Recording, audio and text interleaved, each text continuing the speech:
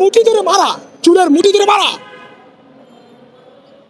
এটা কি ভালো জিনিস? মব জাস্টিস মারাত্মক একটা অপরাধ। যেভাবে মব জাস্টিসকে উস্কে দিচ্ছে নানা চক্র, সেটাকে বন্ধ করার জন্য ডক্টর ইউনূস কি ভূমিকা রেখেছেন। আবার কতগুলো দেখবেন 16 বছরে প্রতিবাদ করতে পারে নাই, আন্দোলন ঠিক মতো করতে পারে নাই, ঠিক আছে। এখন কি করছে? সবাই ঝাঁকে ঝাঁকে বিভিন্ন ধরনের আন্দোলন করার চেষ্টা করছে। কিছু আন্দোলন আওয়ামী লীগের হয়ে হচ্ছে, কিছু আন্দোলন ন্যায্য। আচ্ছা, আপনাদের আন্দোলন করছেন ভালো কথা। আপনারা 16 বছরে গণভবনের সামনে কজন গেছেন? গণভবনের সামনে কয়জন যেতে পারছেন? একটা মিছিল নিয়ে 16 বছরে কেউ যেতে পেরেছে? আমি তো সে প্রতিবাদ করেছিলাম গণভবনে। 16 বছরে আমি ছাড়া কোনো প্রতিবাদকারী গণভবনের সামনে প্রতিবাদ করতে চায় না, যাওয়ার সাহস করে না। তা আজকে আপনি আন্দোলনের জন্য কয়দিন, একদিন পর পর আপনি যমুনা ভবন দখল করতে যাবেন। এটা কোন ধরনের আন্দোলন? আন্দোলনের জায়গা আছে, আন্দোলনের জন্য যথেষ্ট স্পেস আছে, সেখানে আন্দোলন করেন।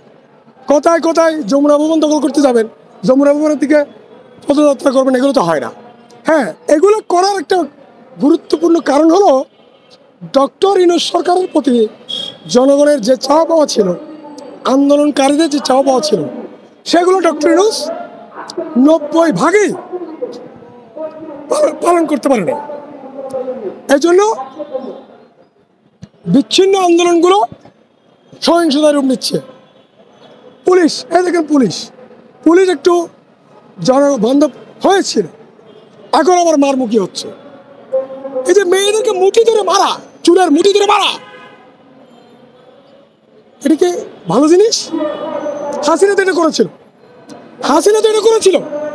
হাসিনা থাকতে পেরেছে? একটা মানুষ যদি অপরাধ করে থাকে, ভুল করে থাকে, সেটার শাস্তি, আইনত শাস্তি হওয়া উচিত। কিন্তু আপনি মেয়েদেরকে রাস্তায় পিটাবেন। যেই মেয়েরা, এই যে শর্টকাট পরা মেয়ে, হিজাবি মেয়ে, ওরা একসাথে আন্দোলন করছে না? মেয়েরা যদি রাজপথে না নামতো,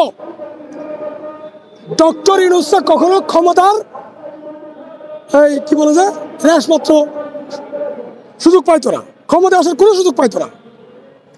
এখন এগুলোকে ইগনোর করা যাবে না। তো যেই নারীরা এবারের গণঅভ্যুত্থানে সবচেয়ে বড় ভূমিকা রেখেছে, যেই রেমিটেন্স যোদ্ধারা সবচেয়ে বড় ভূমিকা রেখেছে, যেই বিপ্লবীরা রাজপথে আন্দোলন সংগ্রামে লড়াইয়ে নেতৃত্ব দিয়েছে, তাদের কাউকে তো মূল্যায়ন করছে না ডক্টর ইউনূস সরকার। ডক্টর ইউনূস সরকার কাকে বসেছে? কাদের বুয়া, নিজের ব্যক্তিগত চিকিৎসক, নিজের ভাই বেড়াদার, এগুলোর ক্ষমতায় বসাই দিছে। কতগুলো বুইরা কেটাস উপদেষ্টা বানাই দিছে। ওরা না জানে রাজনীতি, না জানে দেশের, না বুঝে দেশের অর্থনীতি, না বুঝে আন্দোলন, না বুঝে